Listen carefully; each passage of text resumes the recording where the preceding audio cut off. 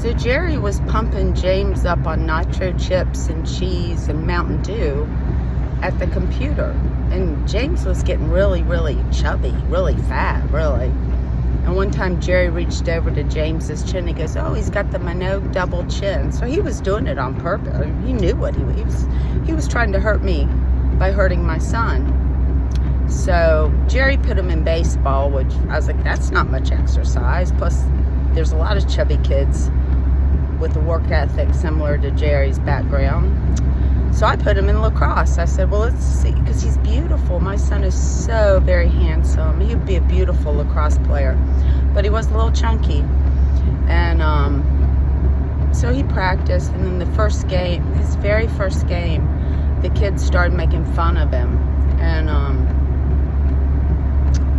I retaliated. I said, don't bully my son in front of their parents. And James got super embarrassed and he quit. He said he's not going to ever do that again. But I think kind of he probably didn't want to go back after they bullied him about something like, what is the abuse? That's a substance abuse, to give your children too much food that they're going to get obese.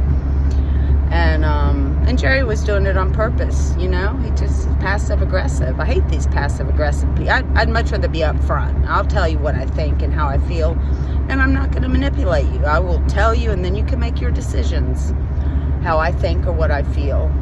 And but because of that, James went out to my brother's house and I think did some outdoor, better living exercises, and he came back just really tall and beautiful. But because of that extra weight that Jerry put on him, his little tummy he can't get that little tummy fat off. And he should have liposuction. We talked about it one time. And I think he wants it. And then, of course, with Morgan and all the craziness, the whiskey and the drugs, including cocaine and marijuana, and, just gallons of liquor. And, cigarettes, and they're in high school, and Jerry's passed out in the bedroom, and I would go over, and I had asked my dad for money to get a lawyer. I found a lawyer that was really good, and she would have gotten the kids away from him, but my dad refused. I don't want a house. I want my kids good. And I'm fine. My medicine's working, and you guys were really mean to me anyway, so why would you, why? What's the point? I mean, of course, if I'm homeless on the street, living on the street, and I'm that sick, yeah, you might be embarrassed about that, so the family should step in and do something, because that'll be embarrassing to you, I would think. But, yeah, I mean, as a granddad, also, he's a very gifted musician. I don't know why you don't help him out with an instrument, a saxophone or a double bass. He's very gifted. You guys are so negative about the arts, but you have some gift. You don't even see it.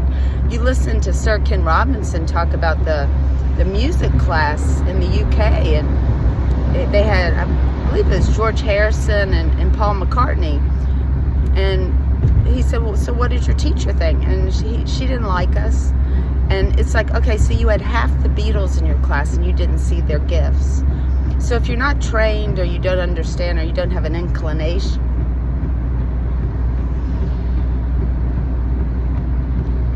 it's like me judging a surgeon, a brain surgeon. I mean, I hope I turn out okay, but I sure as hell wouldn't know the difference between a bad brain surgeon and a good brain surgeon. So just stay out of the way. My kids are artists.